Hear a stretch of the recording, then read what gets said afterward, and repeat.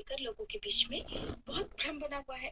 इन दोनों दिनों का ही हमारे सनातन धर्म में विशेष महत्व होता है, क्योंकि इसी समय भक्त अपने घरों में नवरात्रि पूजा का समापन करते हैं।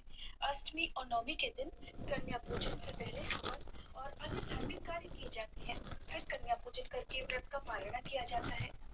तिथियों के अंतर के कारण ये समझना जरूरी हो जाता है कि अष्टमी और नवमी कब मनानी चाहिए, कन्या पूजन का शुभ मुहूर्त क्या रहेगा और नवरात्रि व्रत का पारणा किस समय करना उचित होगा।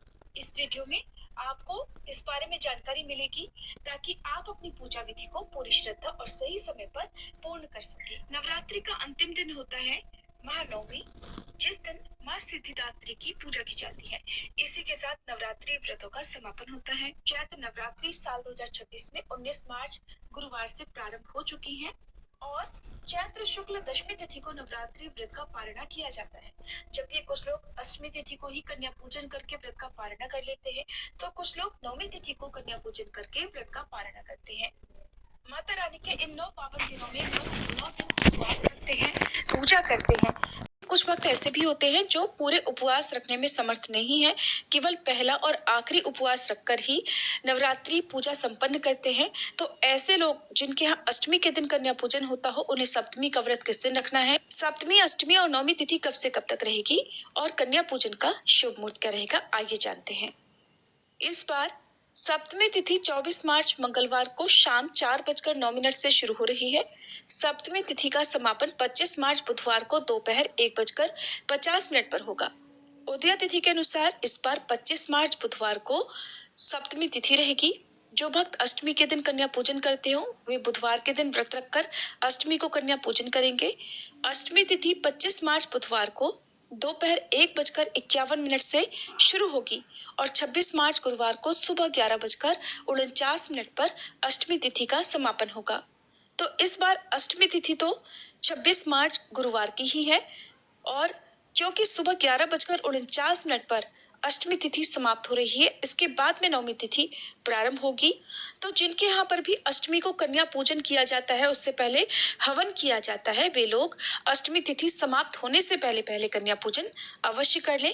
यानी कि अष्टमी तिथि के दिन कन्या पूजन का शुभ मुहूर्त सुबह सूर्योदय से लेकर सुबह 11:49 तक रहेगा। तो आप इसके बाद यदि नवमी का पूजन करना चाहते हो तो वो भी आप कर सकते हैं। नवमी तिथि इस बार 26 मार्च गुरुवार को सुबह 11:50 से शुरू हो रही है। नवमी तिथि का समापन 27 मार्च शुक्रवार को सुबह 10:07 पर होगा। जब भी तिथियों का इस तरह का संयोग पड़ता है, जैसे कि अष्टमी 2 दिन पड़ रही हो या नवमी 2 दिन पड़ रही हो, तो कुछ भक्त तो अष्टमी और नवमी एक ही दिन कर लेते हैं। वहीं कुछ भक्त तिथियों के अनुसार ही पूजा करते हैं, जैसे कि अष्टमी भी अलग मनाते हैं और नवमी भी अलग मनाते हैं। हालांकि इस बार अधिकतर विद्वानों के अनुसार 26 मार्च गुरुवार को सुबह अष्टमी और उसके बाद में दोपहर के बाद से नवमी तिथि की पूजा करने की बात कही जा रही है, क्योंकि नवमी तिथि के दिन राम नवमी मनाई जाती है। इस दिन भगवान श्री राम जी का जन्म हुआ मानते हैं और भगवान श्री राम जी का जन्म नवमी तिथि को अभिजीत मुहूर्त में हुआ मानते हैं। अभिजीत मुहूर्त अगर देखा जाए तो पंचांग के अनुसार हमें 26 मार्च गुरुवार को ही प्राप्त हो रहा है।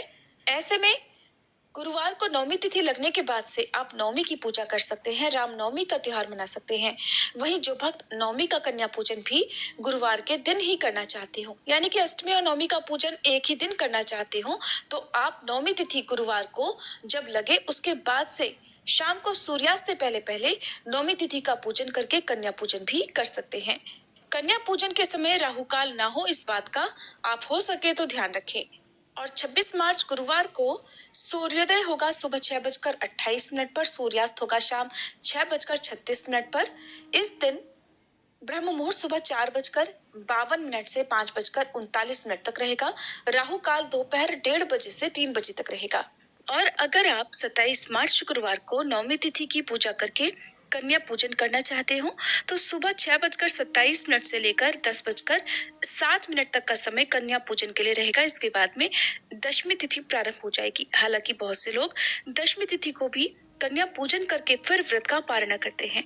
वैसे तो नवरात्रि के व्रतों का पारणा दशमी तिथि पर ही करना चाहिए, यानी कि जो भक्त उपवास रखते हैं उन्हें दशमी तिथि के दिन ही अन्न ग्रहण करना चाहिए।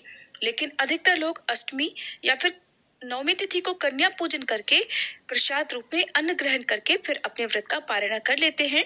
तो जब भी आप कन्या पूजन करें तो अष्टमी या नवमी तिथि के दिन उसके बाद में कभी भी व्रत का पारण कर सकते हैं। ये थी आज की वीडियो। कमेंट बॉक्स में बताना मत भूलिएगा कि आप अष्टमी या नवमी का पूजन किस दिन कर रहे हैं।